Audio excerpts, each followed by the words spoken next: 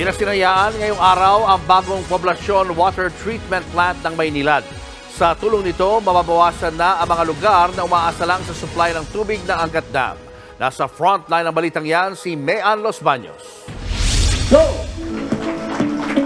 Mismong si Pangulong Bongbong Marcos Jr. at Chairman Manny V. Pangilinan ang nanguna sa inauguration ng Poblacion Water Treatment Plant ng Maynilad sa Muntinlupa.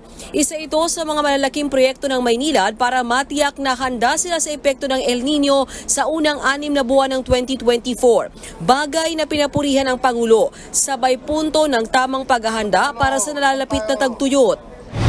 We must prepare. We must prepare and learn some of the and apply some of the lessons that we have learned during the pandemic when it came to supply of agricultural products, of food, of the efficiencies of the supply chain. All of this will be affected if our water resources are inadequate.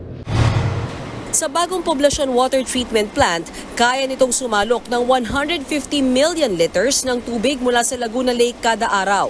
Maseserbisyuhan at maghahatid ito ng malinis na tubig sa tinatayang 3.2 million customers ng Maynilad sa Muntinlupa, Parañaque, Las Piñas at Cavite. Para matiyak na malinis ang tubig na darating sa bawat bahay, daraan ito sa tinatawag na multi-stage process. Ang ibig sabihin, 5 beses sasalukin ang tubig gamit ang iba't ibang proseso. Ayon kay Maynilad Chairman Manny V. Pangilinan, malaki ang may tutulong ng Poblacion Treatment Plant. Dahil kasi rito, hindi na lang daw sa Angat Dam aasa ng tubig ang ilang lugar. Mr. President, your administration has been aware and proactive in addressing our water supply issues, and we are inspired by your mandate to do our part.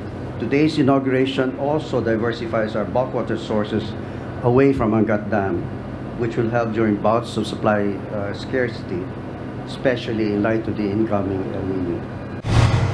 Bukod sa water treatment facility sa Muntinlupa, may isa namang desalination facility na itatayo ang Maynilad sa Iloilo City para sa dagdag na supply ng tubig. Dahil sa inaasahang epekto ng El Nino sa agrikultura at ekonomiya, hinikayat ng Pangulo ang iba't ibang ahensya na gawing prioridad ang mga proyekto na may kinalaman sa water supply.